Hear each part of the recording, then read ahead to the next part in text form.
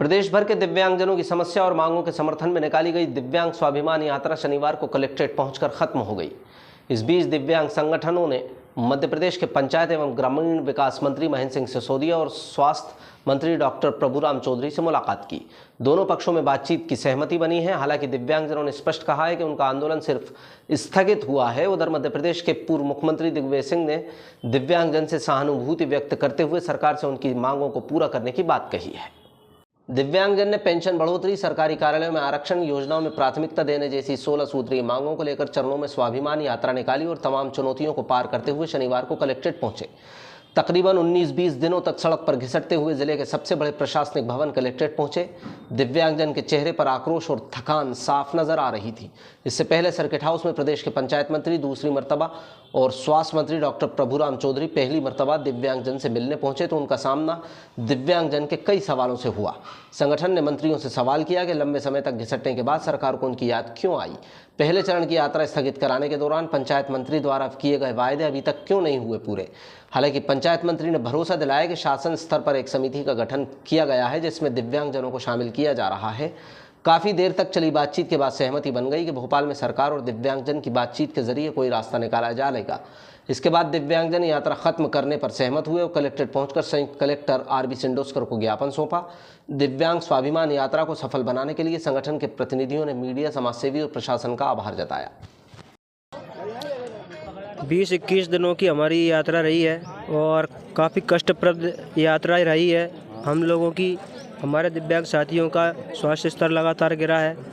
अनेकों चुनौतियों को हम लोगों ने सहा है।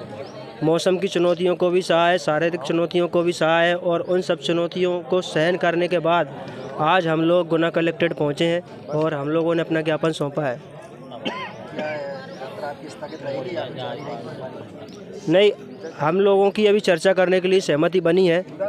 यदि चर्चा सार्थक रहती है तो सार्थक रहती है, कुछ चीज़ों पर सहमति बनती है तो इसके तब तो हम लोग आंदोलन नहीं करेंगे। और यदि सहमति नहीं बनती है, चर्चा हमारी सार्थक नहीं रहती है तो 31 तारीख को हम लोग विधानसभा के लिए कूच करेंगे, विधानसभा का घेराव करेंगे। मंत्री जी के द्वारा तो देखिए पहले भी हमें आश्वासन दिया गया था, आज भी हमें आश्वासन दिया गया, लेकिन उन आश्वासनों का कोई औचित्य नहीं है। केवल चर्चा करने पर सहमति बनी है।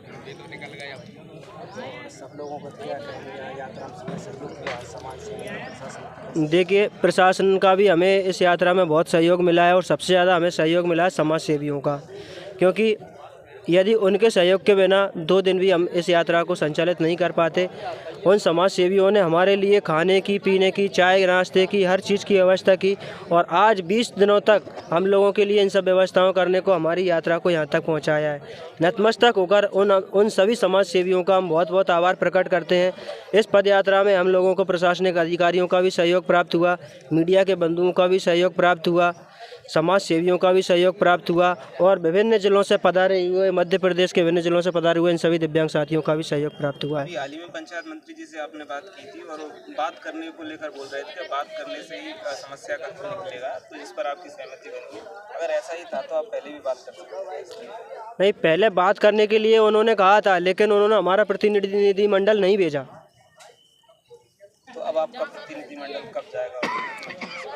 अभी भी उन्होंने कहा है कि प्रतिनिधिमंडल को भेजेंगे। हमारे पास आंदोलन करने का रास्ता आगे भी खुला है। आज हम लोगों ने यहाँ तक आकर अपनी यात्रा को समापन नहीं किया। ये केवल हमारी पहली जो सीढ़ी है ना, वो पार हुई है।